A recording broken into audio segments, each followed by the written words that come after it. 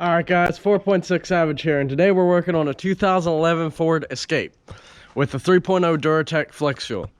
Now I was getting a cylinder 4 missfire and a p0204 code, and that shows as an injector open circuit. So to figure out if it was the injector, bad wire, and PCM, I pulled the intake apart and switched the injector from 4 to 5, and the code moved from cylinder 4 to number 5. So here, as you can see, we're pulling it apart, and today we're going to do a injector install on it. Now this code is commonly when your injector return spring goes out, it will cause this open circuit code, which means the injector is not shutting closed, which you get a misfire and your gas mileage goes to absolute shit.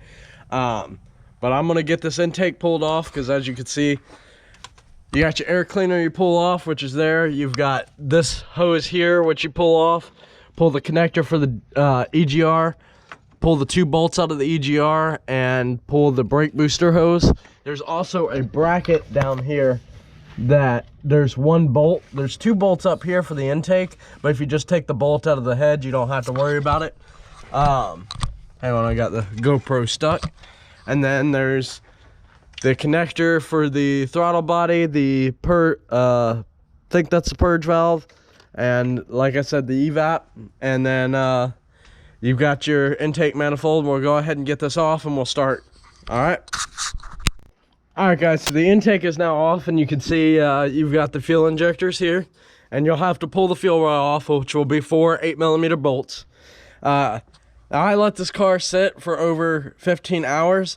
There is no Schrader valve to release the fuel pressure, so we're going to hope that bled off the pressure. If not, it's going to spray you with fuel. Make sure you do this in a well-ventilated area.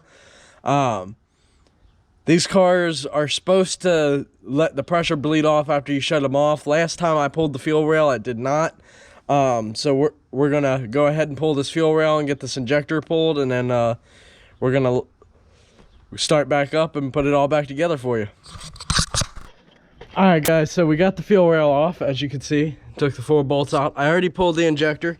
As you can see, they're little Ford fuel injectors like this. Now make sure you retrieve this O-ring. When it gets stuck, it'll get stuck inside this hole, as you can see down there, and you'll have to pull it out.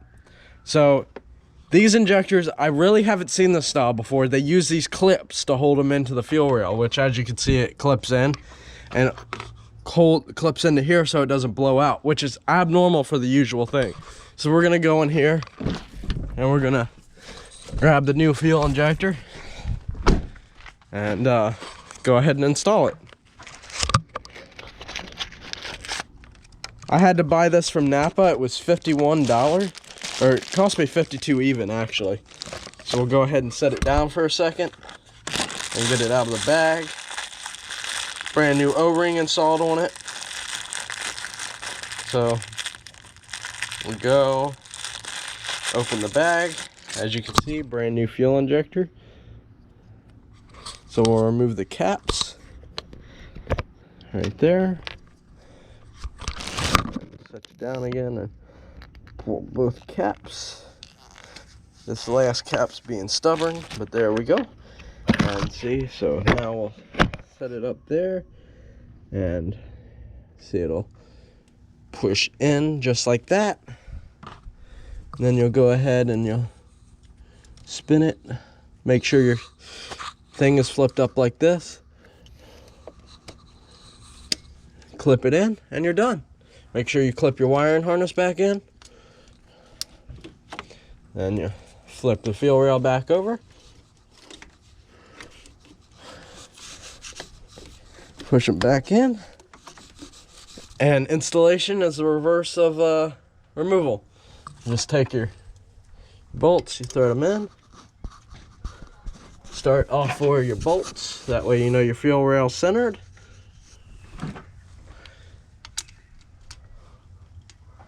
Then you can go ahead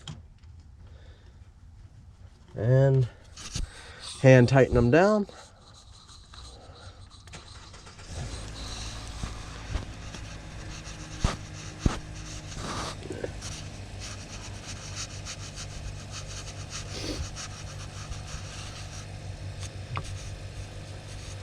Now before I put this intake back on, I got to take care of another issue, which is the evap code on it.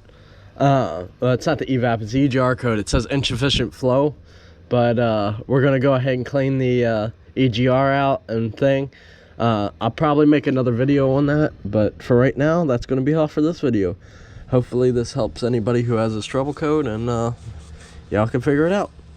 Remember, like and subscribe, and be savage.